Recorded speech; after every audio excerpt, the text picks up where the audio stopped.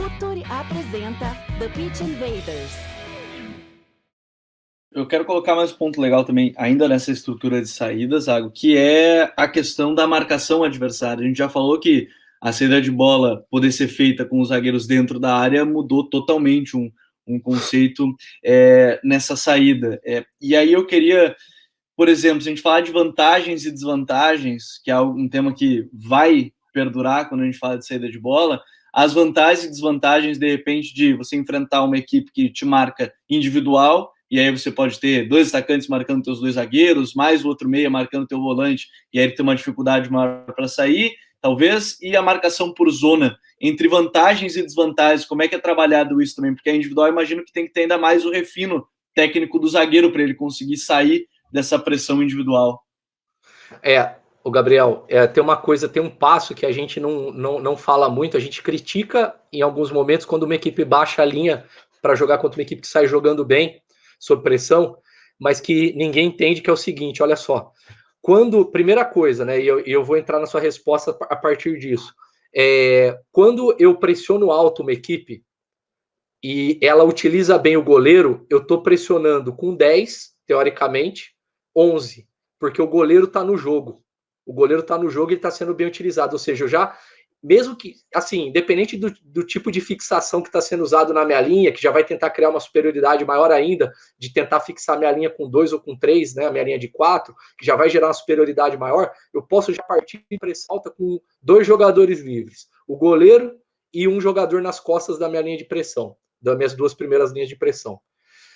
Quando a equipe baixa, ela justamente tenta eliminar o goleiro disso, porque aí dificilmente um goleiro vai até o círculo central. A gente tem visto isso com raridade ainda. Talvez nos próximos anos também a gente comece a ver mais goleiros subindo para fazer esse terceiro jogador.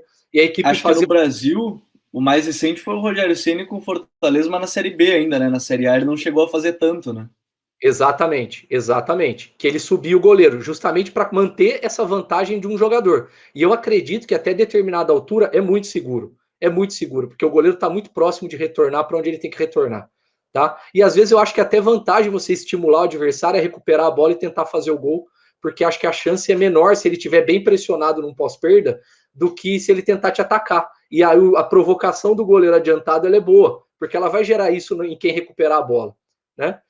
E aí eu estava te falando isso pelo seguinte, se o adversário me sobe fazendo pressão individual, a referência dele sendo o meu jogador, ele vai tentar ter igualdade numérica. E aí eu tenho que ter o meu goleiro livre para trás, e o meu goleiro vai ter que criar esse primeiro jogador livre. A partir dele vai despertar outros jogadores livres, porque alguém vai ter que subir para pressionar meu goleiro, e aí a partir disso, através de busca pelo homem livre, pelo terceiro homem, através de organizar bem minhas linhas de passe, eu vou buscando jogador livre, e as marcações individuais vão tentando encaixar, e o grande segredo de enfrentar a marcação individual, 1-12, né, é você tentar desencaixar a primeira, e a partir da primeira que você desencaixar e ela tentar criar as compensações, aí nesse time que ela vai tentando compensar, você vai buscando o jogador livre e vai fazendo a leitura.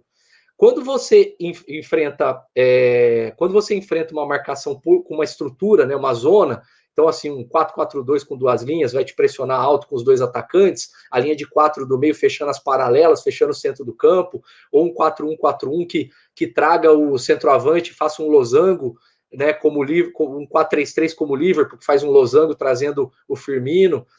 Aí você tem que pensar na estrutura, onde são os pontos de desencaixe da estrutura. Onde são os limites da estrutura, isso é muito do futsal, né? Quem joga futsal e quem enfrentou zona no futsal sabe que os intervalos no futsal é onde você busca, quando você vai enfrentar a zona, desencaixar a estrutura.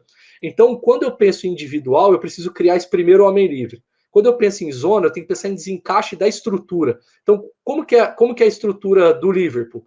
Ele vai baixar o Firmino, vai colocar o Salah e o Mané para fazer uma primeira linha de pressão, então ele vai ter um losango no meio, os lados do campo vão ter um pouco menos de jogadores, mas eles vão saltar com os médios para os lados, né, para fazer essa pressão, mas aonde eu consigo receber essa bola para ter meio segundo? Onde eu recebo a bola para ter meio segundo? E isso vai obrigar um jogador a vir correndo. Quando ele vier correndo e liberar uma zona, como que vai funcionar a dinâmica de ocupar essa zona rápida e a bola entrar nesse jogador? Então eu tenho que pensar nesse desencaixe das zonas a partir de uma ocupação prévia dessas zonas de intervalo. em que eu vou atraindo os jogadores, os atacantes, e vou ocupando esses intervalos para buscar frações de segundo que vão fazer com que as corridas do adversário na pressão comecem a ficar longas. Lembrando que quando eu obrigo o adversário a fazer corrida mais longa e com mudança de direção, eu também desencaixo melhor a pressão dele. Então, se eu obrigo o adversário a fazer uma corrida só no corredor em linha reta, curta, é fácil. Mas se ele tiver que vir de muito longe, é muito mais difícil, porque eu vou ter tempo, eu vou atrair e eu vou conseguir ganhar tempo para ocupar as costas dele antes dele chegar com o pé na bola. Se ele tiver que mudar de direção, então, nessa mudança de trajeto, eu consigo fazer mudança de sentido da bola e eu elimino ele muito mais fácil também, né, em muitas situações.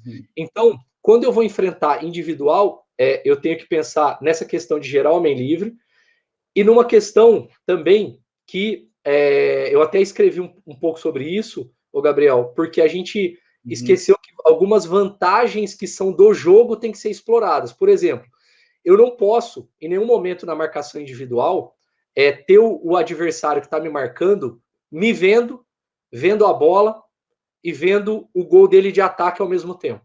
Então eu preciso criar uma vantagem posicional em relação a ele. Eu preciso estar de lado com ele. Se eu estiver de lado com o jogador que está me marcando individual, eu tenho que provocar isso em todos os confrontos, duelos individuais. E eu vejo muito isso no Brasil. Passividade em relação à marcação individual. Ela gera isso mentalmente. O cara me marca individual, tô marcado. Não. O que eu faço para ter vantagem? E por que de lado? Porque de lado ele tem que marcar 2 espaços. Ele tem que marcar as costas e a frente dele. Eu posso, em qualquer momento, fazer um desmarque pelas costas dele, no ponto cego dele, como eu posso iludir ele que eu vou e vir no meu pé receber a bola. Então, acho que esse tipo de coisa a gente tem que avaliar melhor quando a gente vai enfrentar. Então, tem vantagens e tem desvantagens. Quando eu desencaixo zona, geralmente ela está mais preparada para se reencaixar. Quando eu desencaixo marcação individual, geralmente eu gero um dano maior, apesar dela gerar um pouco mais de dificuldade no primeiro desencaixe.